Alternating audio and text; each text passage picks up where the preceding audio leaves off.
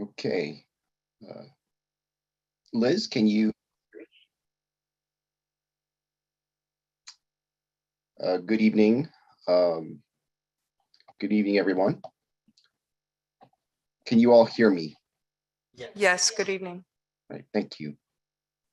All right, I'd like to welcome everybody to the City of Milpitas Planning Commission, August 31st, 2022. And this, for those of you who are joining via or plan to join via Zoom and make a public comment later on, instructions are in the meeting agenda. For those of you that are present, there are some cards in the back. Please fill out those cards and present them to Ms. Medina, our recording secretary. At this time, I'd like to call the meeting to order. Next item on the agenda is Pledge of Allegiance. Commissioner Awasti.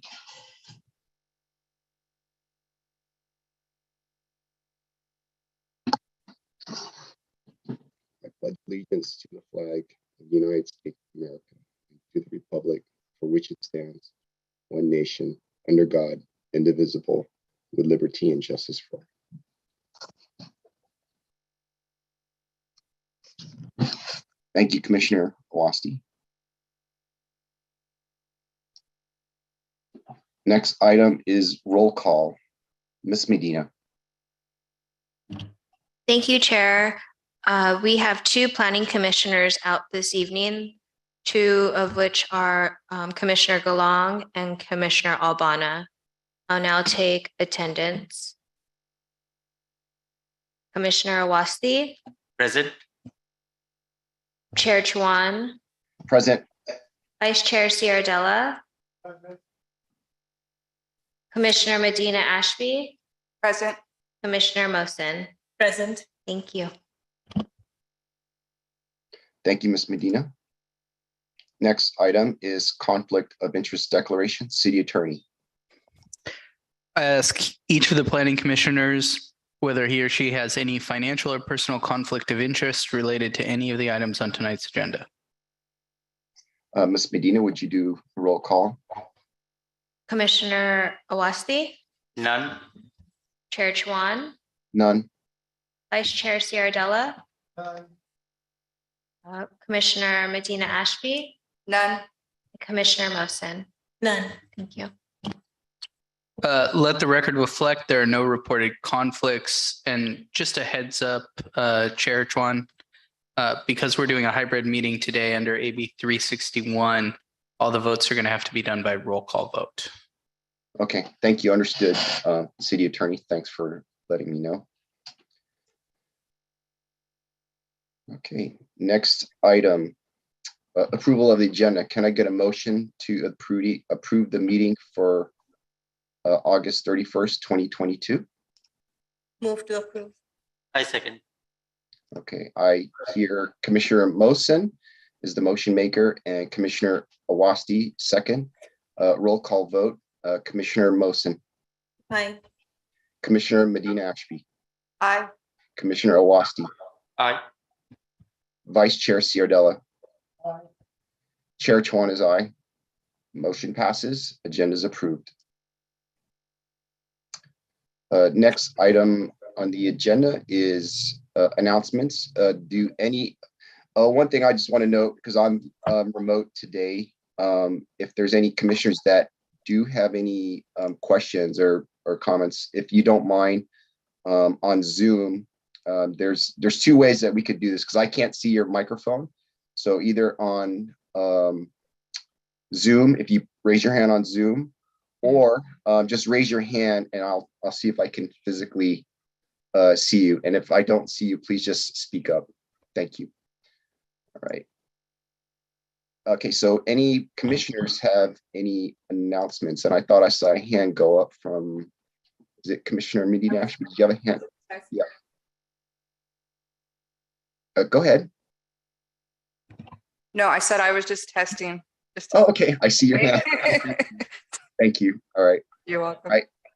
All right. If there's no announcements from any of the commissioners, Planning Director. No, I have no special announcements today. Thank you, Chair. Okay, thank you. Next item is public forum. Those interested are invited to address Planning Commission on any subject not on tonight's agenda orally via Zoom webinar. Instructions are in the agenda. Speakers may provide their name and city of residence for the recording secretary's record, and comments may be limited to 3 minutes or less.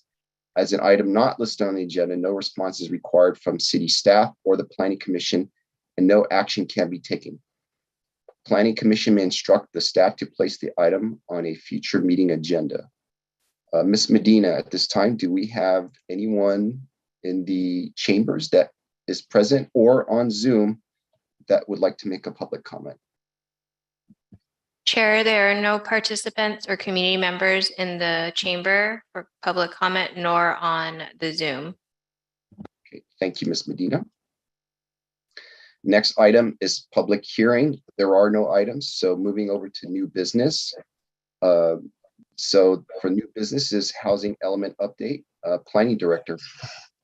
Thank you, Mr. Chair. We're very pleased tonight to be with you with a few of the departments of the city, as well as our consultant team, to present the city's housing element update. An element is a chapter of the general plan. There are 8 mandated elements of the plan, and this is one of those. The housing element is a special element, though. It's the one element that requires mandatory review by a state agency, in this case, the State Department of Housing and Community Development. They review it for consistency with the state's state law regarding housing, particularly for affordable housing. And there is a process that will go on, but at this juncture, it's a time to present and receive some feedback from the Planning Commission. We'll be coming back to you at a later time for official recommendation to the council, but we definitely wanted to check in with the council. It happens that today the draft element was posted for public comment and is now available for anyone in the public that would be interested in reviewing the element, the chapter housing element, and making public comment. And you'll hear more about that, more details on where to find that document as part of the presentation tonight. And you'll hear more about it, but just by way of introduction, the housing element it covers an 8-year period. In this case, it will start in 2023 and goes to 2031. You'll hear it referred to as the 6th cycle, and the cycle is that 8-year period. And this has been going on for a number of decades, and so we're now in the 6th cycle for the housing element, and it's going to look at housing needs across the city. As you'll see, the consultant team will walk you through all of their analysis of the current housing situation in Milpitas, and then looking forward to the next 8 years. And we do everything, as you'll see, from identifying sites for housing to go, as well as policies on very specific needs for housing across the city as well. And a lot of this is tied to something that we've talked about before, that we refer to it as the RHNA numbers, or the RHNA. That stands for the Regional Housing Needs Allocation. RHNA numbers. This is a number that comes again down from the state through the regional government, in this case, Association of Bay Area Governments, and then each city in the state is giving a certain number of housing units that they need to accommodate in their housing element. And so that's something else that the state checks very closely. Has the city adequately accommodated and identified the sites for housing in the next 8 years in the city? And every city goes through that. And this year, it's actually the turn. All of the cities in the Bay Area are going through this same process. And we actually, as an aside, we coordinate on a regional basis with other cities here in the South Bay, well, actually across the Bay Area, on our housing element. So there's, as I said, a process. There are timelines associated with that. And tonight it's the Planning Commission's turn to receive the presentation on the housing element and provide some feedback. So with that introduction, I'm going to turn the time over to Alex Andrade. I believe he's our Economic Development Director, and he's currently overseeing the housing division while we are a building and housing department, but the director had left to go to another city. So at the present time, Economic Development is overseeing the housing division. And so I think he has a few words, and then we'll turn it over to our consultants, and either Alex, or we also have Hanson Home, who has been our senior special projects coordinator on this project, and they may have a few words and then introduce the consultant. So I'll turn it over to Alex. Thank you, Thank you Planning very Director, and welcome, Mr. Andrade. Thank you, Chair and Vice Chair and Planning Commissioners. Alex Andrade, Director of Economic Development. As Planning Director Thomas just mentioned, I'm honored and it's a privilege to be leading the housing team on an interim basis. And so I'm going to keep my comments short because I'm actually going to be handing it over to our Senior Special Projects Associate, Hanson Hom, who has been leading this effort.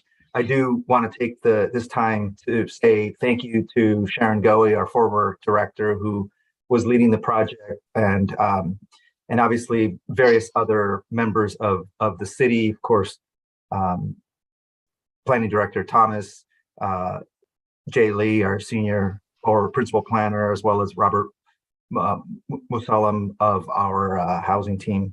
So and of course, you're going to hear from Eric and Antara of Ramey, but I just want to say thank you. And I'm going to hand it over to Mr. Hom, who's going to lay the foundation a little bit further from what Director Thomas just did, and then he'll send it over to the Ramey team. Thank you. Yep. Thank you, Ned and Alex, and to the chair and members of the Planning Commission. We do really appreciate this opportunity to present to you the draft housing element for the Commission's initial comments and review. Before I turn it over to our housing consultant, Ramey and Associates, I'd like to provide some ground foundational comments that kind of lays out where we're at, and also what we've accomplished in the past 9 months or so since we began this process. I've been involved in the process from the very beginning, with Sharon Goey very much intricately involved throughout the process also. First of all, as Ned kind of covered really well, the housing element just got released. So we realized that the Commission has not really had an opportunity, certainly, to review the extensive document. So we want to take this opportunity tonight to really introduce the Commission, bring them up to speed on the process thus far. So we'll be covering the extensive community outreach that we've completed to date and outline to you the resulting draft goals, policies, and actions that are really the core of the housing element. As Ned mentioned, we'll also take some time to walk through with you how we are proposing to meet the city's arena or its regional housing needs allocation for the next 8 years, which is the period for the 6th cycle of the housing element. Staff and consultants really began this process in earnest back in December, and I want to say there's really been a collaborative process that involves staff from multiple departments, not just housing, but planning, the building, public works, and the city manager's office. So it's been a very collaborative process. But most importantly, the input from the public and stakeholders during this process was instrumental in helping to frame this housing element. And we proactively sought multiple opportunities for that input. And so I can truly say the housing element policies and programs really reflect those input. We took it very seriously as we kind of deliberated following each public engagement event. We also have received comments early on from the City Council through a study session in June, and most recently a Council Housing Subcommittee meeting in August. As Ned mentioned, while the housing element is the one element that requires certification from the state and has long been that requirement, this cycle is particularly different because it has required, through recent state laws, considerably more extensive analysis of requirements that to accommodate the housing needs. The state wants a firm commitment or a firmer commitment on how each city plans to accomplish its proposed programs and actions. And there has been considerably more background analysis, community engagement efforts, and other prescribed state requirements are now needs to be reflected in the housing element goals, policies, and actions that were previously probably not as strongly emphasized. And as you get into the housing element, you see that there are like 6 to 7 very extensive appendices to the housing element that really reflect the deep level of research that has gone on during the last 9 months to arrive at the current programs and policies. Apologize for the noise in the background. A plane is taking off near my house. The other element is there's been significant emphasis for cities to readdress fair housing, environmental justice, and anti-displacement issues, and ensuring that housing opportunities are available in all neighborhoods in the city. As a final comment, as Ned also mentioned, we're not asking for an action from the Planning Commission tonight, as we do expect to return to the commission probably in January, following a review with the State Department of Housing and Community Development for an actual formal recommendation to the City Council. We realized that the housing element was just released and we're just beginning the 30-day review period.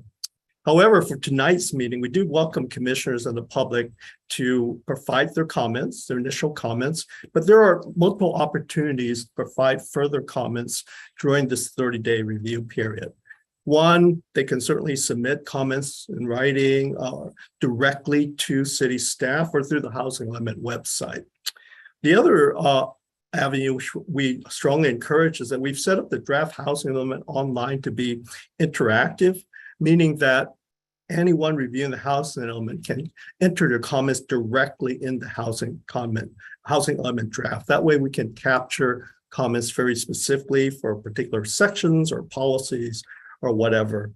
And third, we will have our third community survey out, which focuses on the housing elements, policies, and programs. So that's also an avenue to provide specific impact. So there are specific comments. So there's various ways that we are encouraging getting feedback from the public during the 30-day review period. And certainly commissioners can take advantage of that. For commissioners, if you want to arrange a one-on-one meeting with staff to further articulate the comments, we're welcome to meet with you also. So at this point, I'd like to introduce you to Eric Yerkovich at Ramey and Associates, who will also introduce his staff. And Eric has kind of been the consultant team leader leading this housing element process, and he'll present a more thorough presentation on the housing element, where it stands and where we're going. With that, Eric. All right, thank you, Hanson. Good evening, and thank you for having us here this evening. It's a really exciting time as we release the public review draft of the 2023 to 2031 housing element, really guided by community input, technical analysis, and our values. You are really a launching point for that public engagement period, as both Ned and Hanson and Alex all mentioned before. My name is Eric Yerkovich. I'm a principal at Ramey and Associates, and we're the lead consultant on the housing element team, which also includes Veronica Tam and Associates, the Lawyers Committee for Civil Rights Under Law, and Rincon Consultants.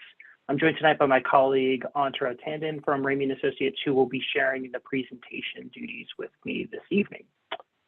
You can go to the next slide. On the screen tonight is really the roadmap for us. We're prepared to share a little bit about our planning process, the community engagement strategy, and what we heard over the last 6 months or so about housing in the city. The bulk of our time and presentation will really be spent on the public review draft housing element. I'll walk through plan organization and then the draft housing element goals and programs that we've been working on with city staff. Then I'll hand it over to Antara to talk about the housing sites inventory and the arena in more detail. We'll close with some next steps in the process, including upcoming community engagement, and then take any comments that you have on the housing plan and sites inventory this evening. Next slide.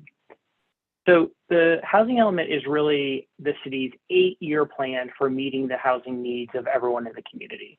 The purpose of the housing element is really to facilitate the production of housing for a variety of housing types at different income levels and for different household and family types. The housing element really seeks to remove constraints to housing, improve housing in the community, and promote fair housing, amongst other outcomes.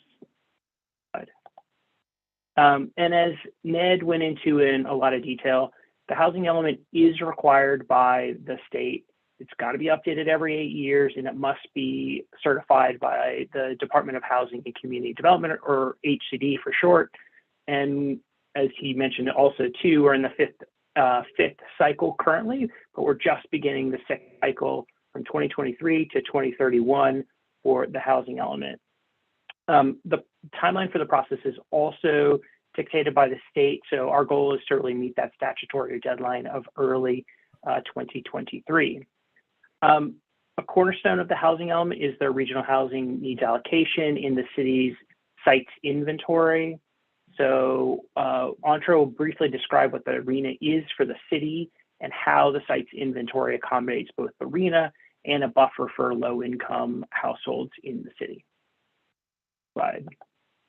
So on your screen is really an illustration of the housing element update process.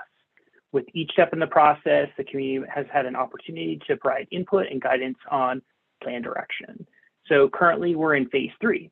The spring and summer, we concentrated on housing analysis, understanding our needs and constraints, understanding the effectiveness of the city's housing program, and looking at housing sites all across Milpitas. We conducted a number of engagement activities to complement that technical analysis and policy development. And as we really kind of kick off and launch into phase 3, we released the public review draft housing element, and we'll host a number of community engagement events around the plan that I'll talk about a little later on. The housing element will be available for public review for about 30 days, at which point we'll make changes to the plan, submit it to HCD for review. They have 90 days to review the plan, and during that time, we'll be completing the appropriate California Environmental Quality Act analysis to complement the housing element itself. We'll then make any changes we hear back from HCD and those from their comments and bring it back to you for recommendation in 2023. Next slide.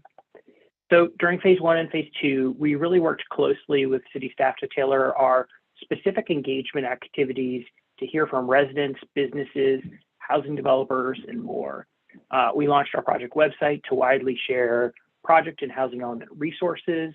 We conducted stakeholder interviews with over 30 stakeholders, hosted 7 community-wide meetings, and surveyed a broad range of community members to listen and learn about housing needs, issues, opportunities, and policy ideas. This is really an opportunity for us to hear from community members.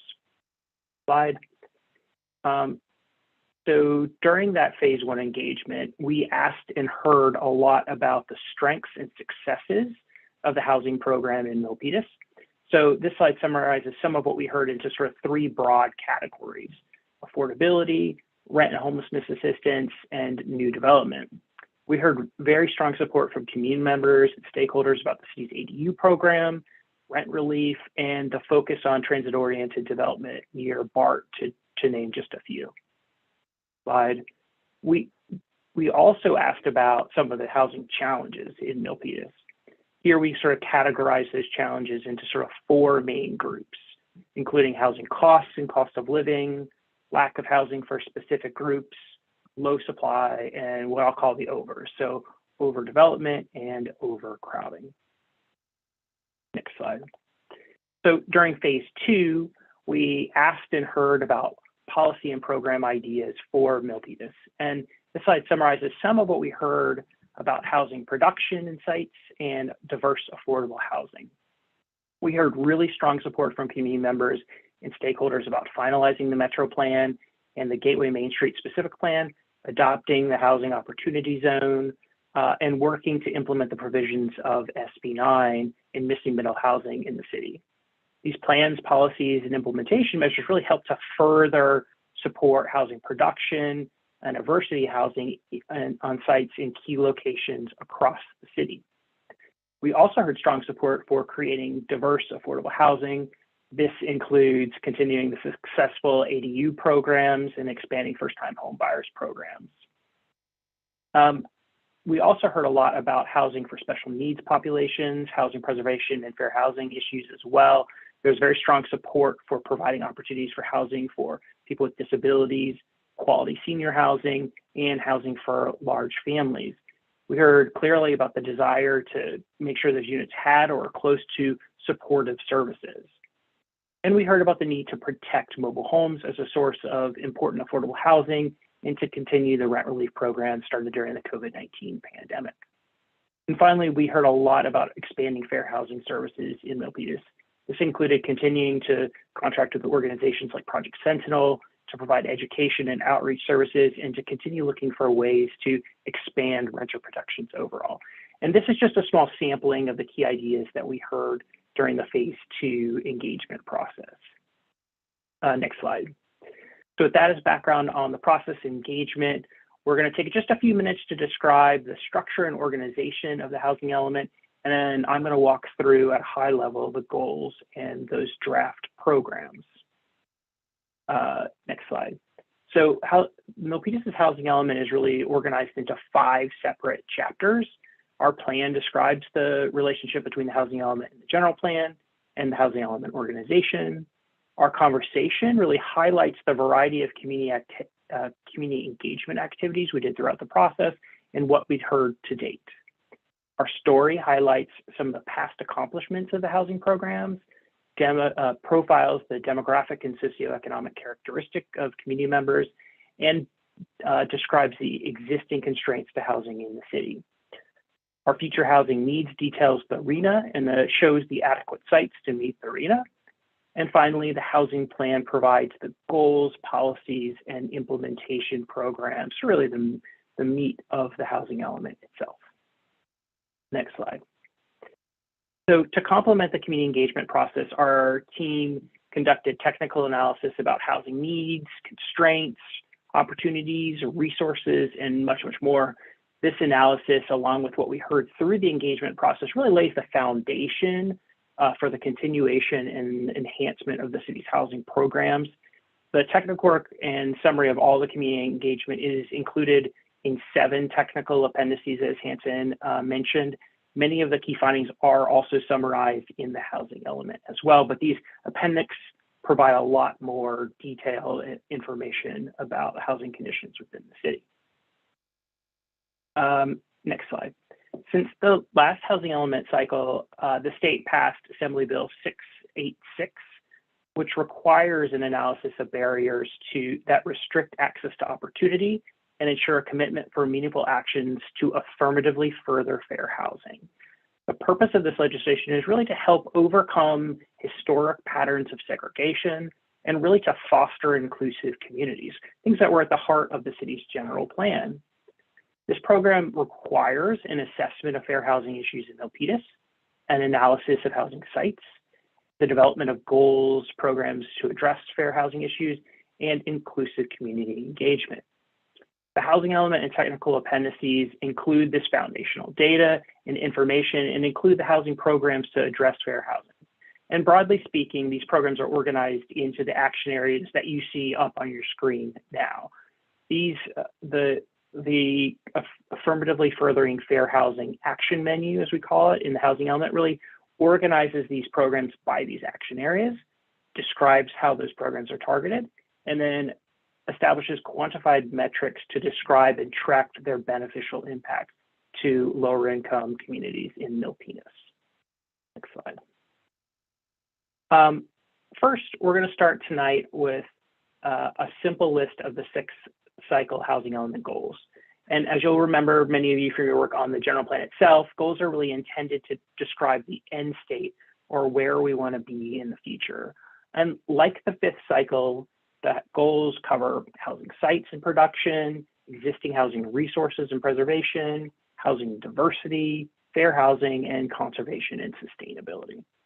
They also cover a handful of new topics like special needs population, the unhoused population, connection to the mobility, and implementation capacity. And like other general plan elements, the 6 cycle goals include a series of housing policies to guide future decision-making. We're not going to go do a deep dive into the housing goals and policies today. Rather, we're going to focus on the housing programs or the activities that city staff will continue or take on over the next 8 years to support the city's vision for housing. And the next 5 slides are going to go into those 24 programs in more detail. Next slide.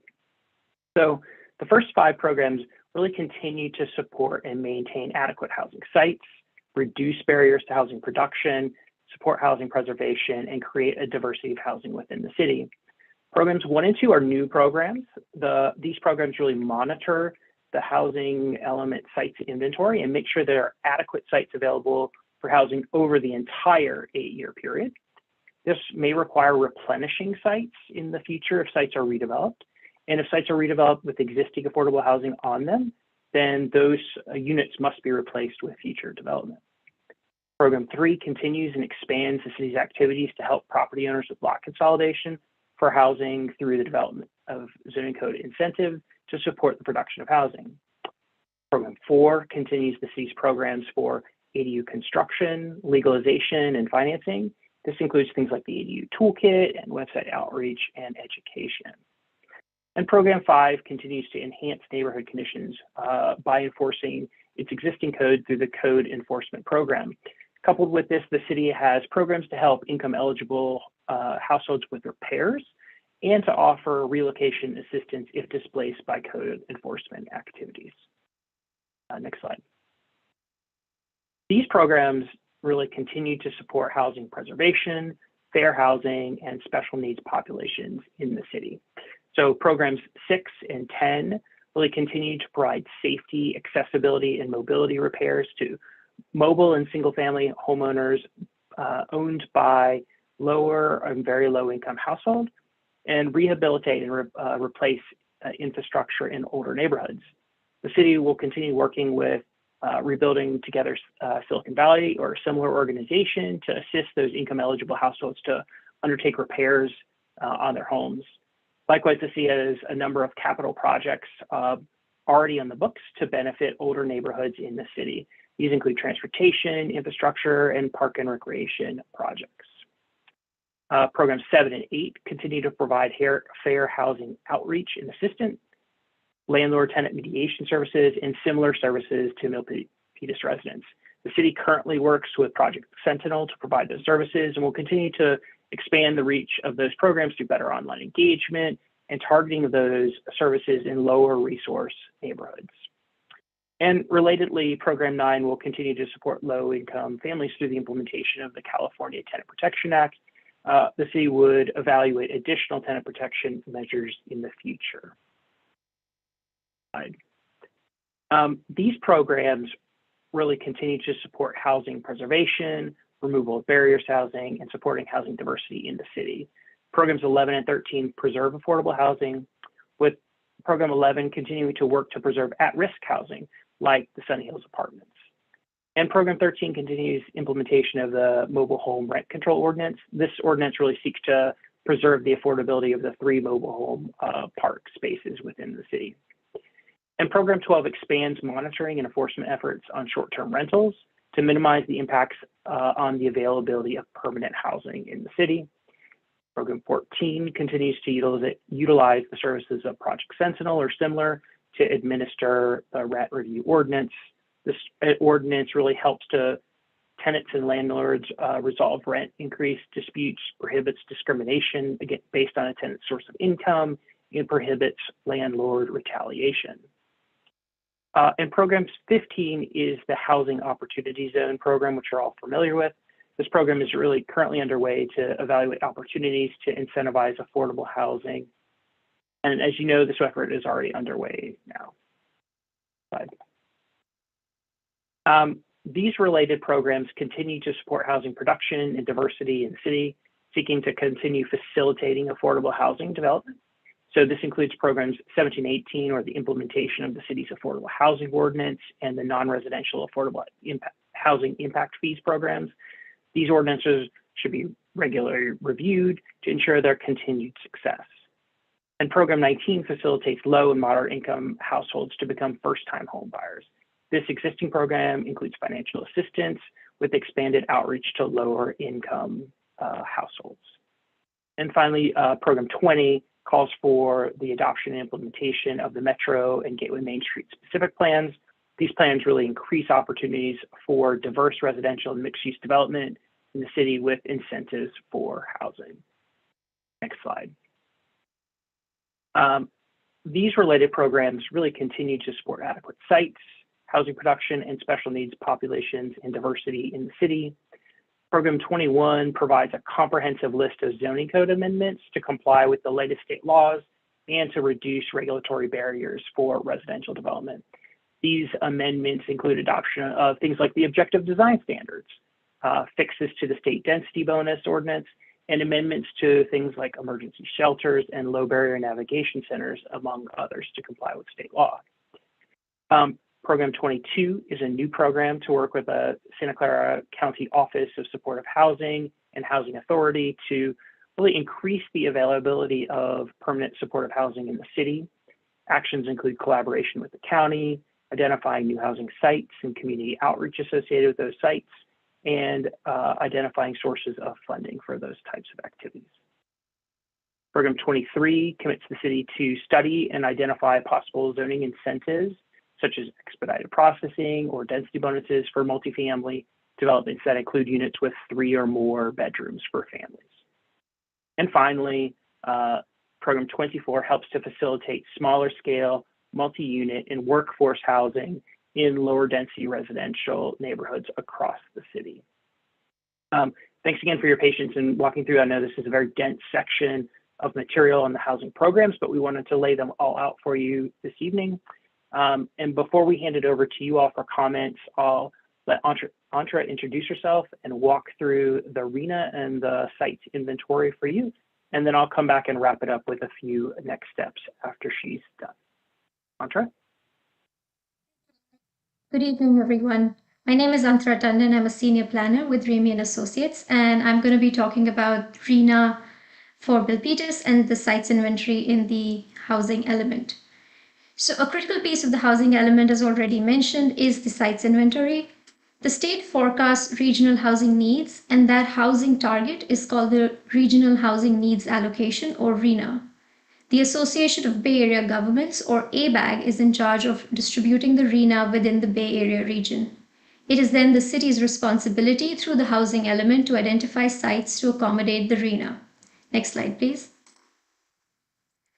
So for the 6th cycle of the housing element, which is for the planning period 2023 to 2021, the RHNA for Milpitas is about 6,700 units. This is almost a 200% increase from the 5th cycle, or double. And this is due to a couple of reasons. There are changes in state law that accommodate not only future projected housing needs, but also the unmet existing needs of the city. And for reference, Milpitas is about 22,000 housing units currently. Next slide. And this chart shows the breakdown of RHNA by income levels for the 4th, 5th, and 6th cycles. The red bars are the targets for the 4th cycle, the yellow bars are the targets for the 5th cycle, and the blue bars are the targets for the 6th cycle. So as you can see, there is a significant increase across all income levels for the RHNA numbers. Next slide. So to accommodate the sites inventory, we went through a multi-step process to ensure we have adequate sites to meet the RHNA. First, we identify what we call likely sites or credits towards RHNA, which include accessory dwelling units, ADUs, and pipeline projects. Next, we calculate the remaining RHNA by subtracting the credits from the total RHNA numbers. Third, we identified potential opportunity sites in the city based on many criteria like the site size, ownership, vacant or underutilized parcel, developer interest, etc. And finally, we calculate build out by applying the prevailing average density in the zone to calculate the capacity or the number of units for each of these sites. Throughout the process, we consulted with city staff to review the sites and update the sites inventory for recent developer interest or removing any unlikely sites. We also screened the sites for infrastructure availability and environmental constraints. Remember that this is just an exercise to demonstrate capacity and does not oblige any owner or property developer to develop housing on their parcel. For that, the city will rely on market forces. Next slide. So here we have the map of the current sites inventory, which is included in the housing element public draft. And as you can see, the parcels in red are the pipeline projects, which include all the projects that have been approved or have applications submitted or those that are under construction but are not expected to receive a certificate of occupancy till July 1st of this year, 2022. Next, we have the sites in orange that we're calling opportunity sites, which include vacant or underutilized sites currently zoned for residential or mixed use and likely to develop during this 8-year planning period. And the third category we have are the rezone sites. These are sites that have potential for redevelopment but would need to be rezoned to allow residential. And these include sites in the NCMU designation of the general plan or the C1, C2 commercial zones. The majority of the sites are located within the metro and the gateway specific plan areas, as you can see, which is consistent with the general plan and the specific plans for those areas. We also have ADUs, which are not currently mapped, but they are calculated using the average of the last 3 years projected over the next 8 years and are expected to be distributed across the various residential neighborhoods. Next slide. So here we zoom in a little to look at the sites in the northern parts of the city. We see some of the pipeline sites near Dixon Road. We also see some sites that can be rezoned in California Circle. And we see some sites within TWC and along Calaveras Boulevard, and then in the northern section of the Gateway Main Street specific plan. Next slide. And then a large portion of the sites are located in the Metro specific plan and the Gateway Main Street specific plan. As you can see, the pipeline projects are in red, opportunity sites in orange, and the rezone sites in yellow. We have also included the Great Mall site, but we're only calculating a small percentage of that towards this RENA cycle. Next slide. Here's the summary table where we can actually look at the numbers and where we are at. We have the RENA by income level on the top row in orange. We list potential ADUs and pipeline projects as credits. So potential ADUs, as I mentioned, are calculated looking at the average trend for the last 3 years projected over the next 8 years. And then it is distributed in a 30-30-30-10 distribution across the income levels, which is inconsistent with ABAG guidelines. We look at the pipeline projects, and the distribution by income levels comes from the applications submitted. So these numbers reflect what was actually approved or in the applications. We then subtract the credits from RENA to get at remaining RENA. And we see that we need to accommodate about 4,200 additional units on opportunity sites. So with the opportunity sites and rezone sites, we have about 7,000 units, which includes a surplus of about 27 units over the remaining RENA. But there is HCD requires us to have a 15 to 30% buffer in the very low and low income category, and hence we have an additional surplus throughout all income category. When we combine the surplus for very low and low, we get to about 449 units or a 21% buffer in the very low and low income category. So in sum, this preliminary sites inventory accommodates the required RENA and the low income buffer. Next slide. I'm going to give it back to Eric to take us through the rest of the presentation. Thanks, Atra. So over the next month, we are going to be conducting a series of public engagement activities around the draft housing element. So we launched a community survey related to community priorities for programs and program targeting. We'll host a virtual workshop on the housing element on September 13th at 6 p.m. And then we're going to pop up at a couple events around the community to get more input. So community roundtable, as well as the farmers market at the Great Mall. We then are scheduled to meet with City Council on September the 20th. As I mentioned earlier, the public comment period ends on September 30th. So afterwards, we'll make changes to the plan based on what we've heard and then submit it to HCD for review. They have 90 days to review it. Once we get their comments back, we'll revise the housing element and bring it back to you for consideration and recommendation. And as I mentioned before, we'll go through and at this time and complete the appropriate CEQA analysis. Next slide. So in addition to those community engagement events listed in the last slide, there are 3 different ways that members of the community can asynchronously provide comments on the housing element. So first, community members can visit the project website at milpitashousingelement.com. On the website, community members can review and leave comments directly on the housing element. Members of the community can also like comments that their neighbors put in the document, and then also add their additional thoughts to those comments as well. The website also has the links to that online survey I just mentioned.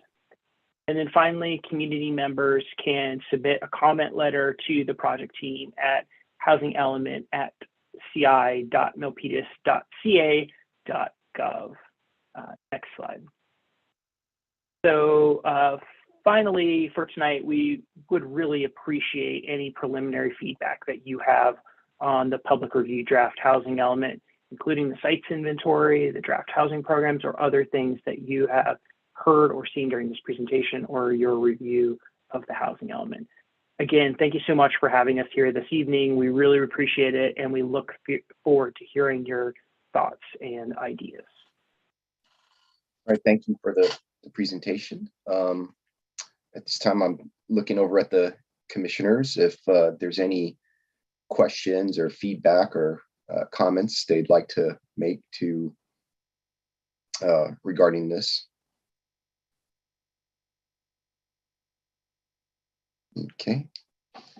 Okay, Vice Chair Ciardella. Yes, I've got a couple of questions here. I was looking at the map on page 6, and there on Piedmont Road, there's quite a few parcels there that I presume they've been annexed into the city.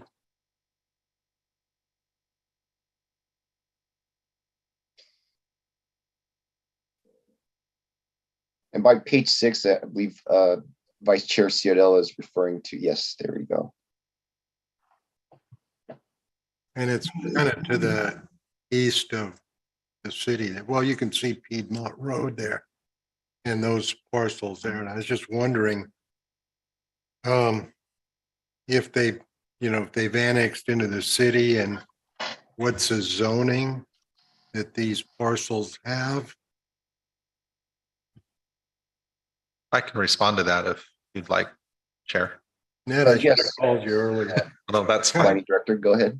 Yeah, so we're looking, if I understand the question correctly, so we're looking at the map and the staff report that shows the entire city, and Piedmont Road, of course, runs along the far west side, or excuse me, the east side of the city, and then there are parcels up into the hillsides to the east there.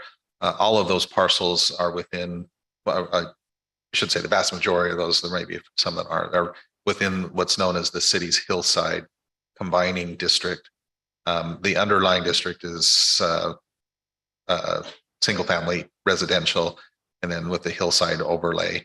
So as you can see on the map, none of those parcels are colored, so they're not in the red, orange, or yellow, so they're not part of the housing element itself, but so there will be no change in those areas. We're not counting them toward, we don't expect that a significant amount of new affordable housing would be built in those areas.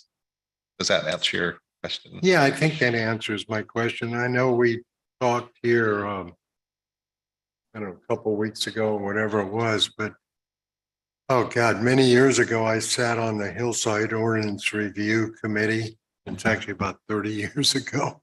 So there is up in the hillside there is a valley that was kind of proposed, if you want to call it that, or we talked about it. Spent several nights on it since that commission went for a year and a half. And anyway, there's a little valley up there, and there's, you could very easily put a road up there and homes would never be seen from the valley floor. And I was wondering if that was a possibility, I guess you'd call it, or, a thought for the housing. And I believe I can speak to that as well, Chair Chuan.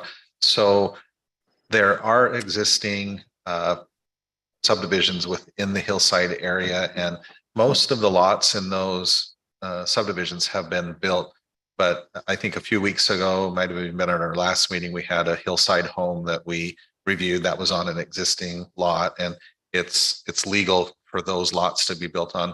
I do know we have two more that will be coming to the Planning Commission in not at our next meeting, but the following meeting at the end of September. They're also proposed on lots that are existing in a subdivision. I'm not sure if either of those subdivisions are the one that you're talking about, Vice Chair, but they could be. By and large, the Hillside ordinance that has been in place for a number of years. It was originally put in place after a citizen initiative to protect the hillsides.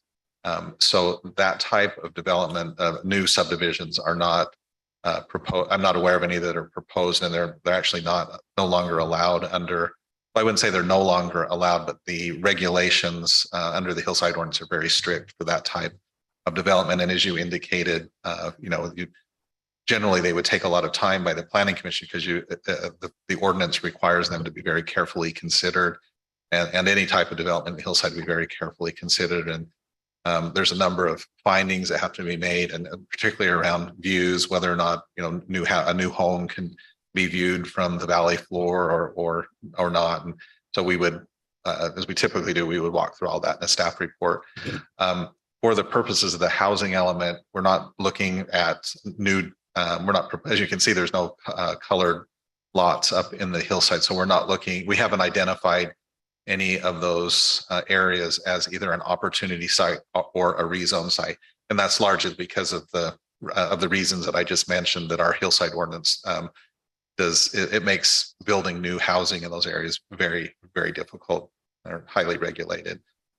So we tended to look, and maybe our consultants can speak a little bit more to us about some of the thought that goes into the sites that we have identified as opportunity sites or rezone sites, and why we chose those in particular. Again, the housing element has to go to the state for review, and it's my understanding that that's one of the ways in which the Department of Housing and Community Development has really tightened up the housing element processes. They will very much scrutinize the sites that we have chosen and whether or not they truly are viable for new housing production in the next 8 years. So I don't know if you have, Eric or Antara, if there's anything you wanted to add to that about our process for identifying sites. I would just add quickly to what you said, Ned, which is that the state is looking for more substantial evidence associated with the sites inventory sites this go around in this housing element cycle that they have in the past. And so when we worked with city staff to really start to identify those sites, we really thought about some of the criteria that the state uses to assess the quality of a site. So is it a vacant site? Is it an underutilized site of a certain age? Are there the right zoning in place currently to support the production of housing? Do we know if there's known developer interest or property owner interest in housing on the sites? And so the state really does look at those types of criteria and are scrutinizing housing elements across the state really for those particular criteria, and making sure that each of those sites sort of meets their definitions and standards in a way I think that they didn't do in previous housing element cycles. Okay, I realize we have, the hillsides up there, and I thought, well, maybe this might be an idea for everybody since it's in a valley and it wouldn't be seen from the valley floor. Okay, thank you. Thank you, Vice Chair. Any other questions or comments that the commissioners would like to ask? Okay, Commissioner Mosen. Thank you, Chair. This was a detailed presentation and catches my interest. And I understand that this is such a useful area for the city. There were so many questions and so many work that this group has done. I just wanted to question some of how did they get to this presentation? like I see there's the ADU, the senior housing, the fair housing services. How are they going to combat these things? How are you going to implement these, all these that you have given us this presentation on?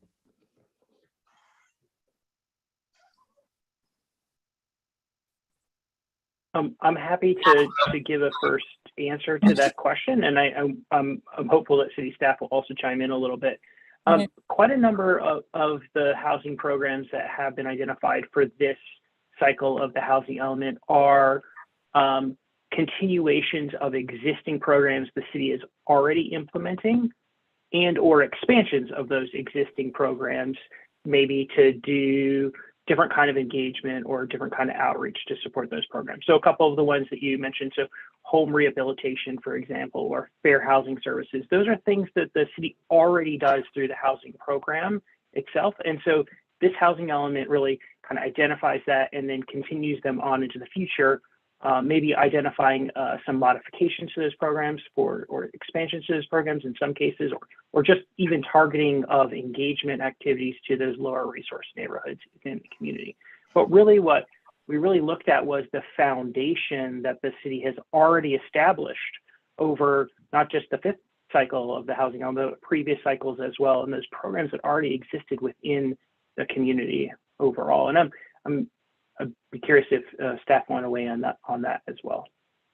Yeah, if I may, what Eric's saying is true. The housing element, many of the programs and actions or activities the city's already embarking on. What the state is looking for is what additional efforts or what gaps might there be in the city's program to further address issues like fair housing, environmental justice, anti-displacement, and those type of items.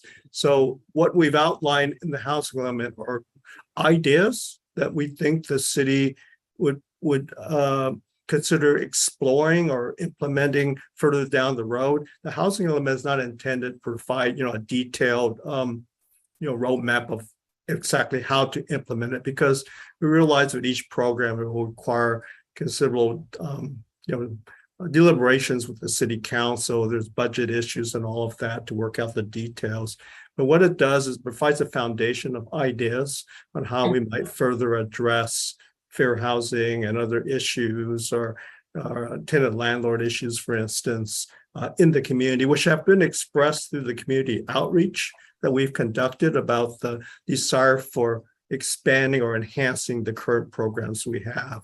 So during the next 8-year cycle, what we are committed to do, we need to kind of identify certain dates or milestone dates of when we expect to address those issues. And during the period once the housing element is adopted, that's where the really hard work begins, taking a look at these programs and seeing what makes sense for Milpitas, what kind of funding is needed, what kind of staff resources are needed, and just reasonably with additional community feedback, what makes sense for Milpitas. If I may, I can provide a few more specific examples if that would help. I won't go on. One good example, you mentioned the ADUs. So for a number of years now, the city has been, like a lot of cities, been focused on ADUs. And when we talk about making it easier to build those types of units, some of the tools that we have in place, and we hope to continue to augment them. We created the ADU Toolkit that we call it, and it's a brochure really with a lot of information on how do you go about building an ADU. And so by providing that type of information to property owners, we're hoping not only to encourage them to develop ADUs, but giving them really the recipe for how to do that. And we're just hoping that by making it more clear that would streamline the process. We have, along with that, we have an online visualization tool that anyone in Milpitas can look at their property, and it will show them exactly how much room they have in their backyard to build an ADU. And they can look at different designs of ADUs and how it would fit in their backyard. And again, we're not necessarily building it for them, but we're helping them if they're interested in doing it. A couple of programs that the building department has going, which I think are really great. they took some of the ARPA funding, the American Rescue Plan funding that we received from the federal government, and they created a fund where they're going to cover the application fees, underwrite the application fees for ADUs, and they're anticipating that will cover the current demand for the current demand for ADUs that will last for like 5 years. That anyone who wants to build an ADU will not have to pay any building permit fees. The city will cover that again as an incentive to build them. And then the last thing I'll mention on ADUs is they also have a they call it safe ADU legalization program. So if someone over the past years has maybe modified their garage and turned it into an ADU, but they did that without permits, that there's a time period in which they can come into the city and apply for that, and none of the penalties or the fines that would normally apply, they will not apply. And that's, again, hoping to encourage people to build the ADUs. Some of the other things that the commission has looked at recently, and we've had a presentation on the housing opportunity zones, and that's a program that we're currently putting together. It's primarily zoning, and it's to implement the housing element of the general plan. By the general plan created a new zone called a neighborhood commercial mixed use, and the purpose of that zone was to incentivize some of our older commercial developments where right now they have, well, previously they had, or even now they have a commercial zoning which doesn't allow any housing, just only retail or commercial development. But under the new designation of neighborhood commercial mixed use, if those older shopping centers, like say the Sarah Center, or there's a number of them around the city, that if they redeveloped, they can also include a few housing units there, more of a mixed use format. And so that opens up new areas for housing development. And on the map we were looking at earlier, some of those that are called rezone sites, though a lot of those are those NCMU zoning districts where, again, right now housing isn't allowed, but it would be allowed when it's rezoned.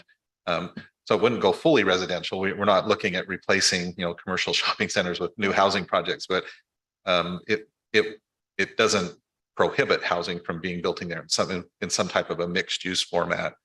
And then another one I was going to mention, even a lot of the sites you'll notice are up and down Main Street. And we're currently updating the Main Street gateway specific plan. And part of that will include some rezoning, but we've had a specific plan in place for almost 20 years on Main Street, and not a lot of development has occurred. There's been 1 or 2 projects here and there, but part of the purpose in updating that specific plan is to, we hope, open the doors for new development and to insert into that specific plan some new incentives, or if we tweak the policies a little bit so that it's a little bit more encouraging of housing development, that we would hope to see more development, particularly in that area over the next 8 years, that would include housing. So that's just a flavor, some of the main programs that we have to help support the policies that you see in the housing element. Yeah, if I may also kind of add on that, Ned provides some excellent examples of kind of land use related items that the planning commissioner will likely get involved in. But the housing element actually is also a broader element, and that is meant to address related issues that affect affordable housing or fair housing issues. So some of the programs cities already embarked on is like Rebuilding Together, where they're assisting tenants with tenant-landlord issues, Project Sentinel, rental assistance type programs that is not directly related to housing production, or those are issues that very much affect housing affordability. One of the programs that the city recently just implemented using ARPA funds that has been managed through recreation is a child care subsidy program for low-income homeowners, provide assistance with childcare. So, working mothers or fathers can get to work, and that definitely has a direct impact on overall living expenses and housing costs. So there's a number of programs that the housing element addresses beyond land use issues, and it gets to the whole comprehensive look at issues that affect affordable housing and living expenses. So The city has implemented a lot of new programs and looking through this housing element of possibly expanding or introducing new programs. Oh, and I'll just add again, sorry to go on it.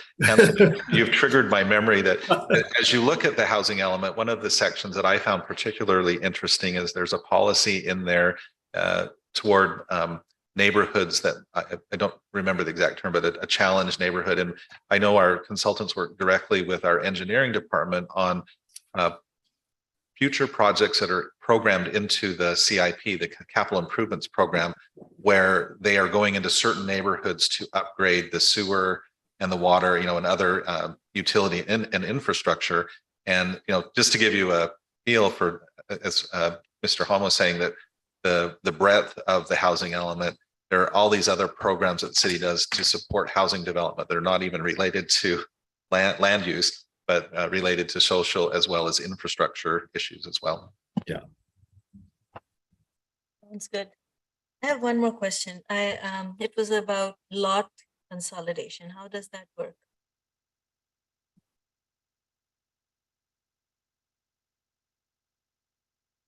Well, I'll start off with it, but I know Ned and the consultants can chime in.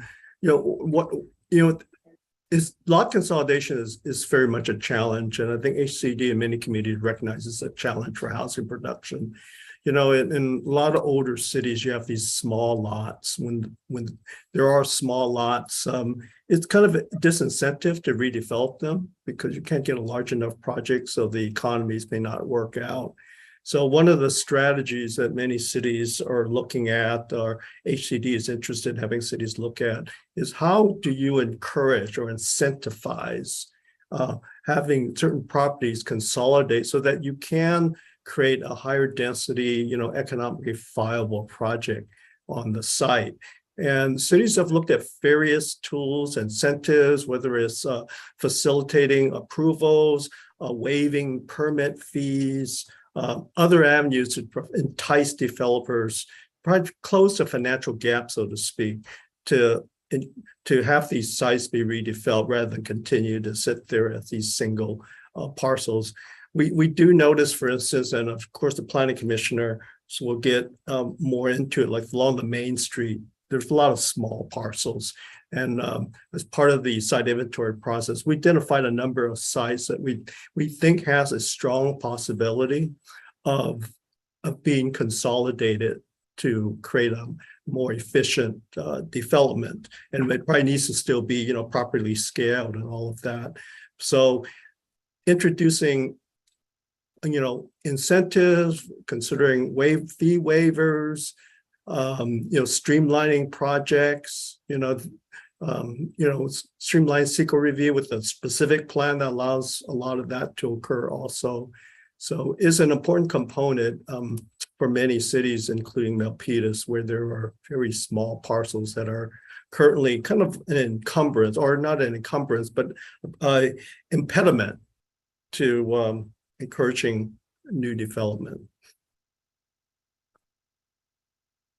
That's just brilliant. I think that's a great idea.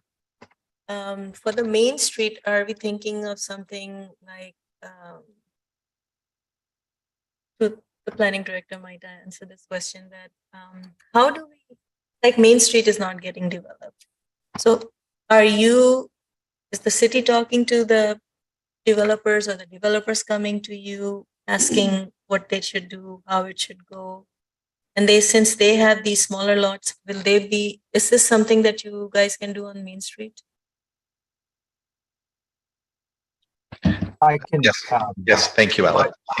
I can provide some information in regards to 3 city-owned parcels that are located on South Main Street, and they're called Parcel 1, 2, and 3. And just to give you some reference, the Parcel 1 address is 1432 to 1446 South Main Street, which is owned by our Milpitas Housing Authority.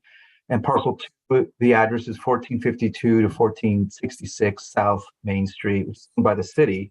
And then Parcel 3, the address is 1474 to 1488 South Main Street, also owned by the city.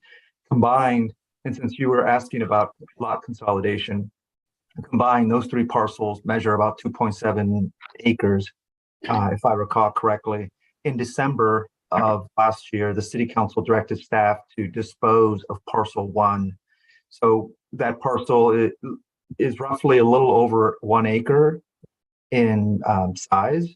And we are going through the process of environmental site assessment to ensure that when we're ready to do a public bid for the disposition, that we're able to provide information to prospective bidders as it relates to whether there's hazard materials on the land or not. But on parcels 2 and 3, in terms of future potential housing development, and I should have mentioned this earlier, keep in mind that these 3 parcels are zoned for high density residential. But once the Milpitas Metro specific plan is adopted by our city council, which is anticipated to happen by the end of this calendar year, we would expect to receive direction from our city council on how to proceed with parcels 2 and 3. But I think it's really important that the city has 3 parcels that are zoned for high density residential, which is going to get to your question about implementation in the future. Thank you. Thank you, Chair. All right, thank you. Do any of the other commissioners have any questions or comments? I don't know if you can raise your hand on Zoom right now. Let's see. Okay, I don't see any hands there. All right, I have just one question there. Just looking at the different community engagements, just wanted to kind of get a sense on how well attended they were, and also the community surveys. I mean, I see in like the report there, we have like 194 respondents, for the second survey that was between June 24th to June 31st. I suppose I want to know, was that the number you were anticipating? And then those different pop-up events and workshops, for those that did attend, were they the amount of people that you're anticipating to attend? I'm happy to I'll take the opportunity to answer that question. So when we do these planning processes, like the general plan process that you all went through, what you try and do is develop a series of different type of engagement activities so that you touch and reach different parts of the population. So when we establish things like stakeholder meetings, we're really trying to find stakeholders who are maybe representative of different groups or organizations within the community who are less likely to participate in the planning process. And then to keep engaging those organizations and stakeholders throughout the process, because we know as planners, you all have done this for many years yourselves, that it's not always easy to get people's attention to planning issues, and then also to get them to engage in the planning process. So what we've done is try to kind of devise these different activities to kind of touch different populations within Milpitas in different ways.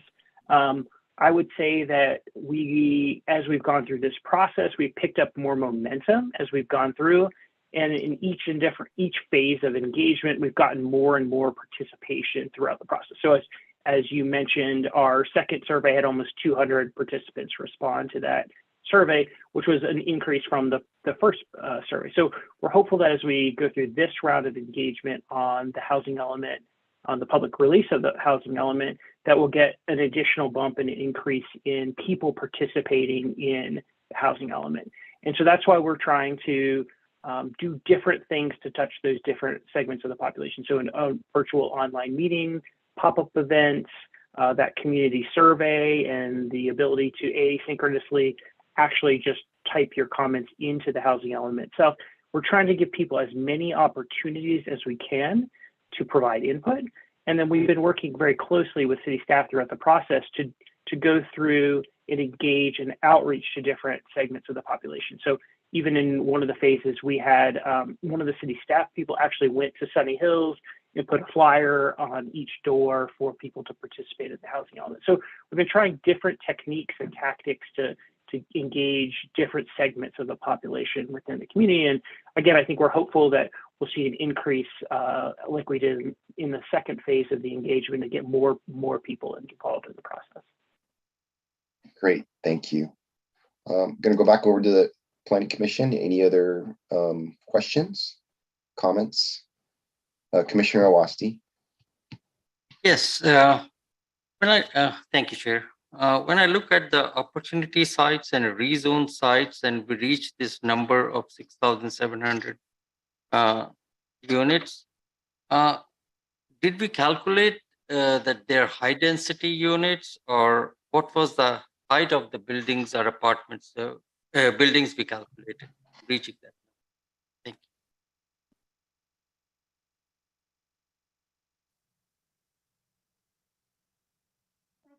Respond to that question.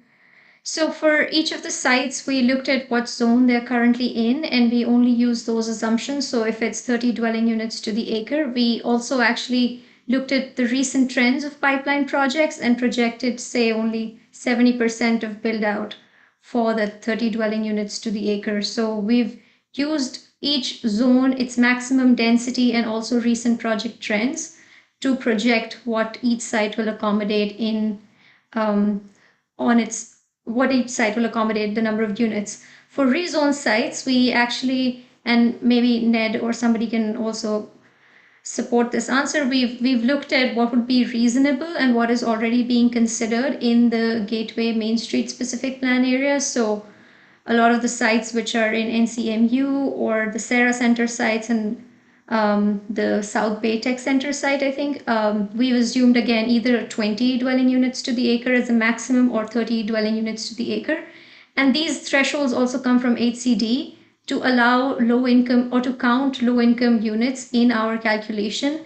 HCD requires a minimum density of 30 dwelling units to the acre. So to be able to accommodate low income units, we've tried to use sites that, as you can see, mostly in the two specific plan areas that do have higher densities and then would be built according to what the zoning standards allow. So the same heights, the same setbacks, and all of that. Thank you. And if I may, I can give a specific example. If you look at the map on page 6 of the staff report that shows the pipeline sites in red, opportunity sites in orange, and rezone sites in yellow, you'll notice that down at the south end of the city toward the left, there's a very large yellow parcel that's a rezone site. And this is the South Bay Tech Center site. Down, if you are familiar with the new Rotten Robbie convenience store and gas station, it's the office 2- and 3-story office buildings that are behind that site. It's a very large site, and it's the current owner has expressed an interest in selling the site. I've had, I think every week I get at least 2 inquiries about that particular site. I believe it's on the market, but we've looked at that site. It has kind of an interesting history. As I mentioned, its current use is 2- and 3-story office buildings, and there's a number of tenants in there. And we'd like to retain some of that non-residential use on that site. But the idea is that it would be rezoned and have a new general plan designation that would accommodate, again, some limited housing on that site. And because it backs up to an existing residential neighborhood, we're very, very keenly aware that we would need to limit the height on a portion of that site so that it's compatible with the existing neighborhood. So the housing element goes so far as to identify it as a potential site and identifies that we will have housing there. And then to count it, as the consultant mentioned, it has to be zoned at least 30 dwelling units per acre in order for us, and to include some affordable housing in order for us to count those units. So that's as far as we've gotten now. And then as based on the policy that would be established in the housing element, we would then proceed with some type of rezoning of that site. Right now, I failed to mention that I think now the general plan puts it into this into one of the specific plan areas, but we would rezone that. And the current zoning is actually C2. It's a commercial zone where only commercial uses are allowed. And the idea here is that we would rezone that to a mixed use zoning designation so that it could keep some of the existing commercial businesses that are there and the offices that are there, but also allow a limited number of housing units so that we can, every little bit helps when we're trying to meet those much higher RENA numbers that we have been given by the state. Thank you, Planning Director. Okay. Any other questions from any of the commissioners? I thought I saw a virtual hand, whoever's sitting at Council 5. Okay. All right. If there are no questions, I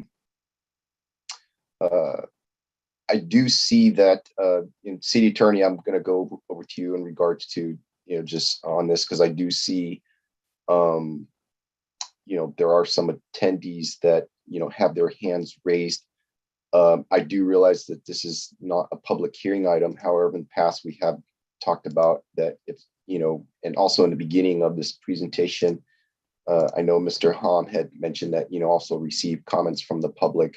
So in your take, I could probably open this up as a sort of a public comment time.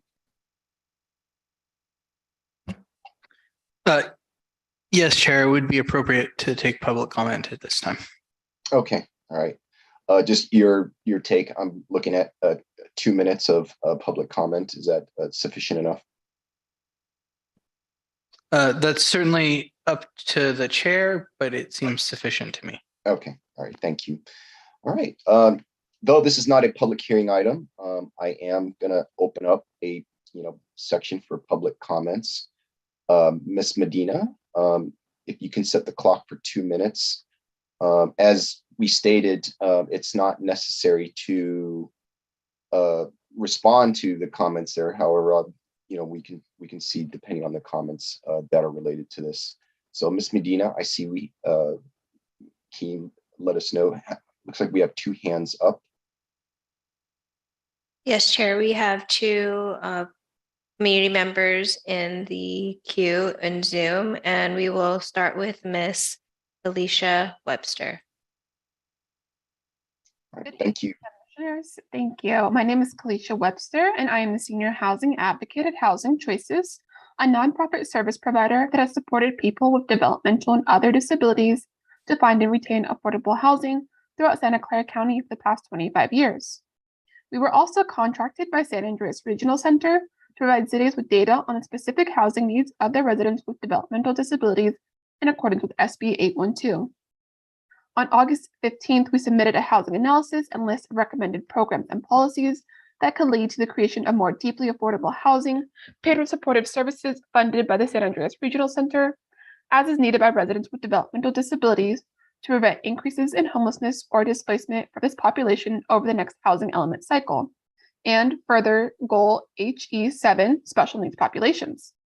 Unfortunately, while we have asked to meet with staff and the consultants to discuss our comments and verify that this information, which is required by HCD for a compliant housing element, makes it into the draft, we have to date received no response. We hope to see that changes are made to the draft released today, which omits much of the relevant demographic data and housing trends submitted in future drafts. In addition, Program 22, Supportive Housing for Persons with Disabilities, outlines plans for utilizing Measure A funding from the Office of Supportive Housing, as well as project-based vouchers from the Housing Authority to develop housing for people with disabilities. However, neither of these programs are designed to specifically address the housing needs of people with disabilities, and no mention is made of working with service providers and agencies such as San Andreas Regional Center that specifically serve people with developmental and other disabilities in creating supportive housing for people with disabilities. We hope to see modifications to this program, which will better meet the housing needs of people with developmental and other disabilities who benefit from on-site supportive services. Thank you. Thank you, Ms. Webster. Okay, Ms. Medina. Any others in the queue? Yes, now we have Anthony Lavasi. Actually look like Andre Casanova.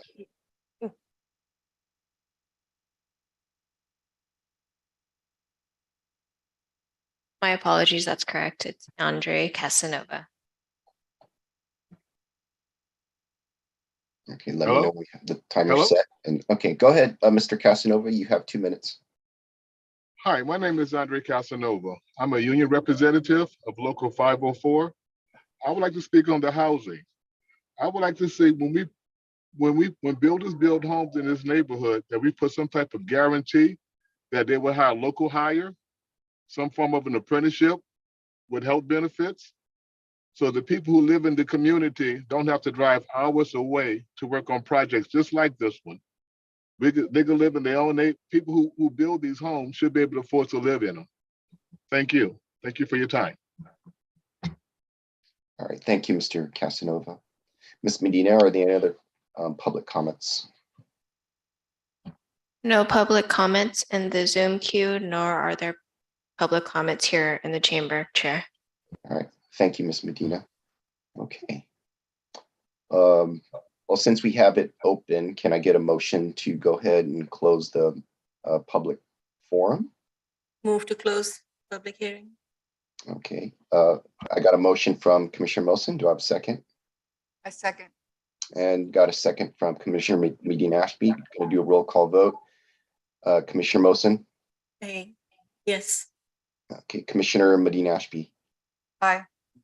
Commissioner Owasti. Aye. Vice Chair Ciardella. Aye. And Chair Chuan is aye. Motion passes. Though not a public forum, a public hearing item, we are closing the public forum for the new business items there. Okay. All right. Does the commissioners have any comments or last questions for any other the staff or any other consultants on here? Okay, if there are no questions, Planning Director, do you have any final comments? Oh, thank you. I think that was an excellent discussion, a really good feedback. And as we mentioned, this will be coming back to the Planning Commission at some point in the future, likely in January of 23, once public comment period has closed, as well as the review by the State Department of Housing and Community Development. Other than that, Mr. Hum, do you have any additional comments, or Alex, if you have any closing comments? Thank you, Director Thomas. I was just going to indicate that I don't know whether we have received anything from the San Andreas Regional Center, but based on Ms. Webster's comments, we will reach out and ensure that we're receiving the analysis that they have developed. Thank you.